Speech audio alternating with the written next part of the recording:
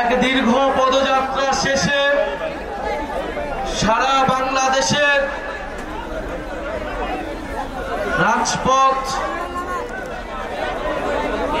পদযাত্রা শেষে সারা বাংলাদেশের গণমানুষের সাথে সংলাপ শেষে অভ্যুত্থানকারী ছাত্র জনতার সাথে আলোচনা শেষে শহীদ পরিবার এবং আহত যোদ্ধাদের সাথে সাক্ষাৎ শেষে আমরা এই রাতে প্রবেশ করেছি ঢাকায়। এই ঢাকা থেকে আমরা 1 জুলাই আমরা আমাদের দেশ গড়তে জুলাই পদযাত্রা শুরু করেছিলাম। আজকে 30 জুলাই আমরা এই সাভারে এই পথসভার মাধ্যমে আমাদের এই জুলাই পদযাত্রা একটা পর্যায়ে সমাপ্ত হচ্ছে। 3রা আগস্ট শহীদ মিনারে আমাদের ইস্তিহার ঘোষণার মাধ্যমে এর পূর্ণ সমাপ্তি ঘটবে। এই পদযাত্রার শেষে ঢাকা জেলায় প্রবেশের দ্বার প্রান্তে আপনারা সাভার আশুলিয়াবাসী আমাদেরকে যে অভ্যর্থনা দিলেন, যেই শুভেচ্ছা বার্তা দিলেন, সেটার জন্য আন্তরিকভাবে ধন্যবাদ জানাচ্ছি। প্রিয় সাভার আশুলিয়াবাসী, আমরা জানি যে এই সাভার, এই আশুলিয়া, এই বাইপাইলের পয়েন্টে গণ অভ্যুত্থানের সময় আমাদের ছাত্র জনতা বুক চিতিয়ে লড়াই করেছিল ফ্যাসিস্ট শক্তির বিরুদ্ধে। সাভার আশুলিয়া গণ অভ্যুত্থানের সময় হট স্পট ছিল আন্দোলনে। অন্যদিকে নারায়ণগঞ্জ, যাত্রাবাড়ি, এদিকে সাভার আশুলিয়া, ওদিকে গাজীপুর, টঙ্গী, আপনারা প্রতিরোধ তৈরি করেছিলেন বলেই ঢাকা সুরক্ষিত ছিল, ঢাকার মানুষ রাজপথে নামতে সাহস পেয়েছিল। এই সাভার আশুলিয়ায় গণ অভ্যুত্থানের সময় আমরা জানি কি নির্মম ভাবে নির্যাতন চালানো হয়েছিল, গুলি চালানো হয়েছিল, আমার ভাইয়েরা শহীদ হয়েছিল। এখানে বক্তব্য রেখেছেন শহীদ স্বজনের মা, যাকে পুড়িয়ে মারা হয়েছিল নির্মম ভাবে ফ্যাসিস্ট স্বৈরাচারী সরকারের দোসরেরা। সারা বাংলাদেশে ঠিক এইভাবে আমাদের ভাইদের উপরে নিপীড়ন চালিয়েছিল। সেই শেখ হাসিনাকে 10 বার ফাঁসিতে ঝোলালেও তার অপরাধ আসলে কমবে না, তার কোনো ক্ষমা হবে না। বাংলাদেশের মানুষ কোনোদিন ক্ষমা করবে না শেখ হাসিনাকে, কোনোদিন ক্ষমা করবে না আওয়ামী লীগকে, কোনোদিন ক্ষমা করবে না কোনো ধরনের রিফাইন্ড আওয়ামী লীগকে। প্রিয় ঢাকা জেলাবাসী, আজকে ঢাকা জেলাবাসীর পক্ষ থেকে আমাদেরকে শুভেচ্ছা অভ্যর্থনা জানানো হয়েছে। ঢাকা জেলায় 5টি উপজেলা রয়েছে। আমরা মনে করি এই উপজেলাগুলো থেকেই আগামীতে ঢাকার নেতৃত্ব তৈরি হবে। এই উপজেলাগুলো নানা ধরনের বৈষম্য এবং বঞ্চনার শিকার হয়েছে দীর্ঘদিন ধরেই। আমরা সাভার উপজেলার কথা জানি, ধামরাই, দোহার, নবাবগঞ্জ, কেরানীগঞ্জের কথা জানি। আমরা মনে করি এই 5টি উপজেলায় অনেক সম্ভাবনা রয়েছে, শিল্পাঞ্চল গড়ে তোলা সম্ভব, শ্রমিক অঞ্চল রয়েছে এই সাভারেও। কিন্তু শ্রমিকরা নানা কারণে এই আন্দোলন গড়ে তোলে, কারণ শ্রমিকদের ন্যায্য মজুরি দেওয়া হয় না। এই শ্রমিকরা এই গণ অভ্যুত্থানে আমাদেরকে শক্তি জুগিয়েছিল, রাজপথে বুলেটের সামনে দাঁড়িয়েছিল। আমরা সেই শ্রমিকের ন্যায্য মজুরির জন্য লড়াই করতে চাই। আমরা সাভার আশুলিয়া সহ পুরো ঢাকা জেলাকে চাঁদা মুক্ত জেলা হিসেবে গড়ে তুলতে চাই, সন্ত্রাস মুক্ত জেলা হিসেবে গড়ে তুলতে চাই, দুর্নীতি মুক্ত জেলা হিসেবে গড়ে তুলতে চাই। প্রিয় ঢাকা জেলাবাসী, প্রিয় সাভার আশুলিয়াবাসী, আমরা 30 দিন জুলাই পদযাত্রা করেছি বাংলাদেশের পথে প্রান্তরে। আমাদের বিরুদ্ধে নানা ষড়যন্ত্র হয়েছে, নানা প্রোপাগান্ডা হয়েছে। আমাদের এই পদযাত্রায় যেই জনস্রোত নেমে এসেছিল, সেই জনস্রোতে ঈর্ষান্বিত হয়ে আমাদের বিরুদ্ধে অপপ্রচার চালানো হয়েছে। আমাদের বিরুদ্ধে আমাদেরকে বিভিন্ন জায়গায় বাধা দেওয়া হয়েছে, হামলা করা হয়েছে। কিন্তু আমরা থেমে যাইনি। এই পদযাত্রাকে থামানো যায়নি, এই জনস্রোতকে থামানো যায়নি। ইনশাআল্লাহ আগামীর বাংলাদেশে, আগামীর ঢাকাতে এনসিপির দিকে আসা এই জনস্রোতকে থামানো যাবে না।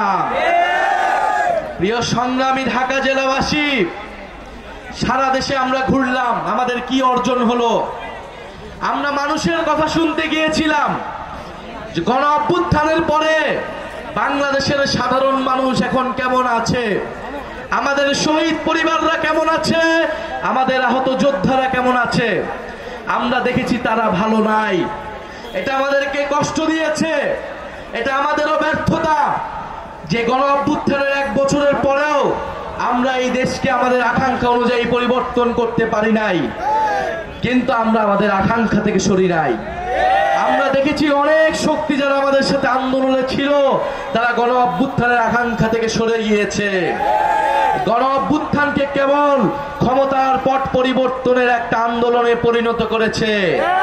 কিন্তু আমরা বলেছিলাম সেই 3রা আগস্ট, আমরা আজকেও বলেছি, আমরা পদযাত্রার প্রত্যেকটি জেলায় বলেছি, গণ অভ্যুত্থান ছিল নতুন বন্দোবস্ত তৈরির আন্দোলন, মানুষের গণবিস্ফোরণ। আমরা সারা দেশে মানুষের কথা শুনেছি। আমরা শুনেছি কৃষক চায় তার ফসলের ন্যায্য দাম, শ্রমিক চায় তার ন্যায্য মজুরি, তরুণরা চায় কর্মসংস্থান, মেধার মূল্যায়ন এবং রাজনৈতিক নেতৃত্ব, মধ্যবিত্ত চায় মর্যাদাপূর্ণ জীবনযাপন, শিক্ষার অধিকার, স্বাস্থ্যের অধিকার। আমাদের সাধারণ মানুষ চায় একটা বৈষম্যহীন বাংলাদেশ। আমাদের আলেম সমাজ চায় ধর্মীয় মূল্যবোধ সম্পন্ন সমাজ। আমাদের সংখ্যালঘু সম্প্রদায় চায় নাগরিকের সমান অধিকার এবং নিরাপত্তা। আমাদের নারীরা চায় সিদ্ধান্ত গ্রহণে অংশগ্রহণ এবং ক্ষমতায়ন। আমাদের ব্যবসায়ীরা চায় চাঁদাবাজ সন্ত্রাসীদের কাছ থেকে নিরাপত্তা। আমাদের চরাঞ্চলের মানুষ চায় ভূমির অধিকার। আমাদের সীমান্তে আমাদের ভাই বোনেরা চায় জীবনের নিরাপত্তা। আমাদের নদী পাড়ের মানুষরা চায় নদী ভাঙনের হাত থেকে রক্ষা। আমাদের জলবায়ু পরিবর্তন থেকে রক্ষা পেতে চায় তারা। আমাদের সমগ্র বাংলাদেশের সাধারণ মানুষ চায় সংস্কার এবং বিচার। আমাদের গণ অভ্যুত্থানের আহত যোদ্ধারা, শহীদ পরিবাররা চায় গণ অভ্যুত্থানের সাংবিধানিক স্বীকৃতি, গণহত্যাকারীদের বিচার। আমরা নতুন বাংলাদেশের আকাঙ্ক্ষা প্রত্যেকটি জেলায় জেলায় মানুষের কাছে দেখেছি, তরুণদের চোখে দেখেছি, তরুণীদের চেহারায় দেখেছি। সেই নতুন বাংলাদেশের জন্য আমরা রাজপথে নেমেছি, লড়াই করে যাচ্ছি, সংগ্রাম করে যাচ্ছি। আমরা চাই বাংলাদেশের মানুষ যেই সমতা, যেই ন্যায্যতা, যেই মানবিক মর্যাদা এবং ইনসাফ চায়, তার ভিত্তিতে আমরা এই বাংলাদেশকে নতুন করে গড়ে তুলব, নতুন সংবিধান তৈরি করব। এই বাংলাদেশে 47 সালে আমরা লড়াই করেছিলাম ব্রিটিশ উপনিবেশের বিরুদ্ধে। 71 সালে আমরা পাকিস্তান হানাদার বাহিনীর বিরুদ্ধে লড়াই করেছিলাম। 24-এ আমরা ভারতীয় তাবেদার মুজিববাজি বাহিনীর বিরুদ্ধে আমরা লড়াই করেছিলাম।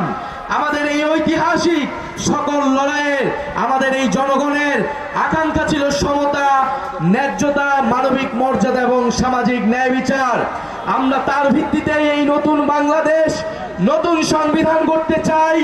আমরা এই পদযাত্রার মধ্য দিয়ে জাতীয় নাগরিক পার্টি কেমন বাংলাদেশ চাই সেটা আমরা বলেছি। আমরা আগ্রাসন মুক্ত বাংলাদেশ চাই, বৈষম্যহীন বাংলাদেশ চাই, দুর্নীতিমুক্ত বাংলাদেশ চাই। আমরা একটি অন্তর্ভুক্তিমূলক বহু সংস্কৃতি ভিত্তিক বাংলাদেশ চাই। আমরা ধর্মীয় মূল্যবোধ সম্পন্ন বাংলাদেশ চাই। আমরা এমন বাংলাদেশ চাই যেখানে সকল নাগরিকের মর্যাদা নিশ্চিত করা হবে, সকলের সমান অধিকার থাকবে, মেধা এবং যোগ্যতার মূল্যায়ন হবে, চাঁদাবাজ এবং সন্ত্রাস থাকবে না, রাজনৈতিক সংস্কৃতির পরিবর্তন হবে। আমরা এরকম বাংলাদেশ চাই।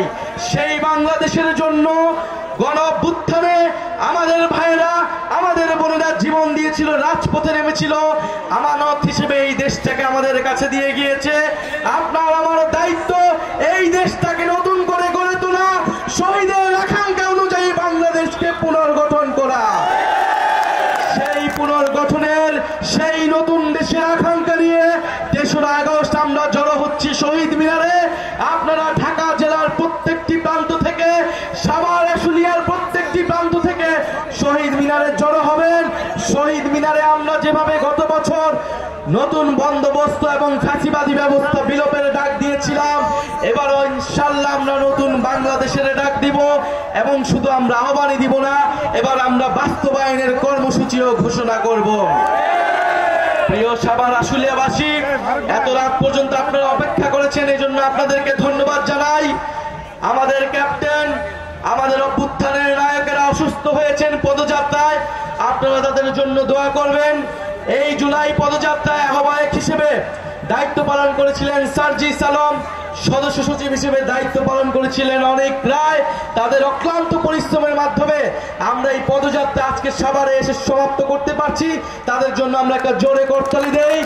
এছাড়া আমাদের কেন্দ্রীয় কমিটির অনেকেই অক্লান্ত পরিশ্রম করেছেন, যাদের নাম অনেক রায় ঘোষণা করেছেন আপনারা। এবং সবচেয়ে বড় কৃতজ্ঞতা আমরা রাখি জাতীয় নাগরিক পার্টির সারা দেশের নেতৃবৃন্দকে, এত অল্প সময়ে নিজেদের খরচে জনগণের থেকে টাকা নিয়ে আপনারা যেটা সফল করতে পেরেছেন, বাংলাদেশের মানুষকে একটা নতুন আশা এবং স্বপ্ন দেখাতে পেরেছেন, এই জন্য আপনাদেরকে ধন্যবাদ জানাই।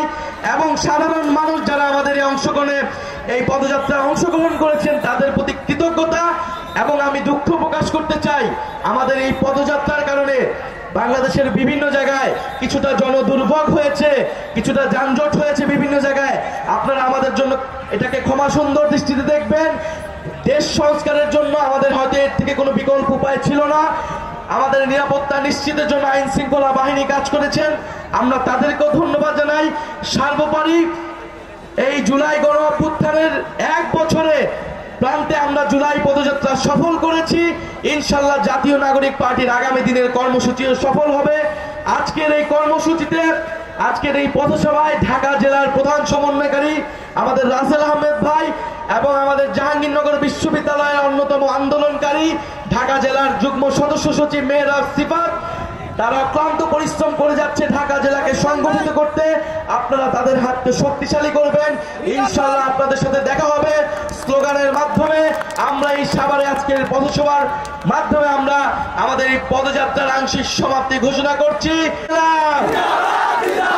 ক্ষমতা না জনতা, প্রশ্ন সংগ্রাম, দালালি না রাজপথ, গোলামি না আজাদি, দিল্লি না ঢাকা, ক্ষমতা না জনতা, অ্যাকশন টু অ্যাকশন, যারা আমাদের বিরুদ্ধে, এই সন্ত্রাসীদের বিরুদ্ধে, এই মুজিববাদের বিরুদ্ধে। সারা বাংলাদেশে কোনো পার্টি আছে? সাভার আসলে কোনো পার্টি আছে? ঢাকা জেলা কোনো পার্টি আছে? গণ অভ্যুত্থানে কোনো পার্টি আছে?